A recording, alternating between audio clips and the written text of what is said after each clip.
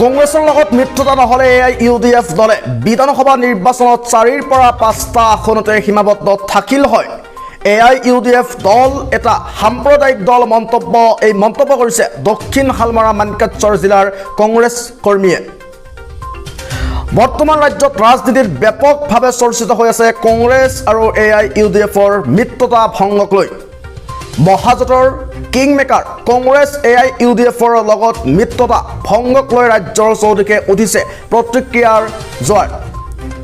আজি দক্ষিণ হালমাৰা মানকাচৰ জিলা কংগ্ৰেছ কৰ্মীয়ে মহাজোঁটৰ পৰা AIUDFক অব্যাহতি দিয়াত সন্তুষ্টি প্ৰকাশ কৰে দক্ষিণ হালমাৰা মানকাচৰ জিলা কংগ্ৰেছ কৰ্মীয়ে।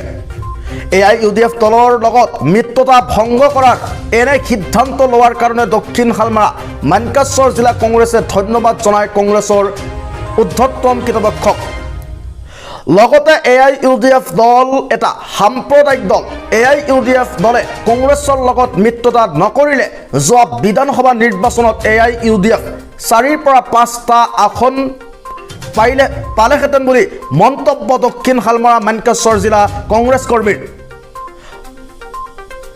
শেহতীয়াকৈ মানকাচৰ বিধায়ক তথা AIUDFৰ সাংগঠনিক সম্পাদক আমিনুল ইছলামৰ আগুৰি ধৰি বিভিন্ন ধৰণৰ মন্তব্য কৰি এনেদৰে প্ৰতিক্ৰিয়া প্ৰকাশ কৰে কংগ্ৰেছ কৰ্মীসকলে।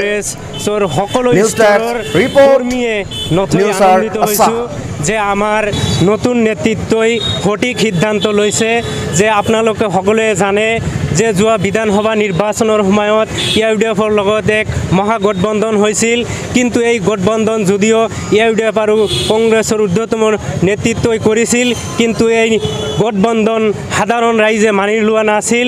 এই সাধাৰণ ৰাইজে এই গঠবন্ধন মানি নোলোৱাৰ কাৰণেই কিন্তু আজি অসমত আকৌ বিজেপি চৰকাৰ হ'বলৈ সক্ষম হৈছে। মানকাচৰ সমষ্টিৰ বিধায়ক আমিনুল ইছলামে কৈ আছে যে কংগ্ৰেছে যি সিদ্ধান্ত লৈছে এয়া মহা ভুল বুলি কৈ আছে। তেখেতে কি বুজি পাব যে আমাৰ কংগ্ৰেছ দলে ভাল সিদ্ধান্ত লৈছে নে বেয়া সিদ্ধান্ত লৈছে? তেখেতৰ কাৰণে যে এটা মহা বিপদ আহি আছে, তেখেতে আগজাননী পাই আছে যে আগন্তুক পঞ্চায়ত নিৰ্বাচনত তেখেতৰ ভেটি নাইকিয়া হৈ যাব। আৰু আপোনালোক সকলোৱে জানে যে মানকাচৰত AIUDF জন্ম হোৱাৰ পৰা আজিলৈকে কোনোদিনে বিধায়ক নিৰ্বাচিত হ'ব পৰা নাছিল, কাৰণ মানকাচৰৰ মানুহে কংগ্ৰেছক ভাল পায়, AIUDFক বেয়া পায়। আমি BCCৰ জেনেৰেল ছেক্ৰেটাৰী হিচাপে মানকাচৰৰ ফালৰ পৰা ধন্যবাদ জনাইছোঁ যে এইটো অতি ভাল কাম এটা কৰিছে। এটা কথা স্পষ্ট যে আজি যদি AIUDFক কংগ্ৰেছে যদি মহাজোঁটত চামিল নকৰিলেহেঁতেন, সিহঁতে খুব বেছি যদি হয় 5ৰ পৰা 7টা ছিট পালে হয়, আজি ইমান এটা বিগ সিহঁতে নাথাকিল হয়। কাৰণ গোটেই মাইনৰিটি এৰিয়াৰ মানুহে গম পাইছে যে এই AIUDFে আমাক পচোৱাৰ কাৰণে আহিছে। সিহঁতে মাইনৰিটিৰ ত্ৰাণকৰ্তা বুলি সিহঁতে ডিক্লেয়াৰ কৰে। গতিকে মাইনৰিটিৰ মানুহে গম পাইছে যে AIUDFে আমাৰ ভালৰ কাৰণে অহা নাই। গতিকে সিহঁতে আবুল তাবুল বকি আজি কংগ্ৰেছৰ গাত দুখ দি লাভ নাই। সিহঁতে আগে নিজে সংশোধন হওক, সিহঁতে আজি আগতে নিৰপেক্ষ হওক, সিহঁতে আগতে নিৰপেক্ষ ভূমিকাত কাম কৰক, তাৰপিছত তেনেকুৱা কথা সিহঁতে ক'ব।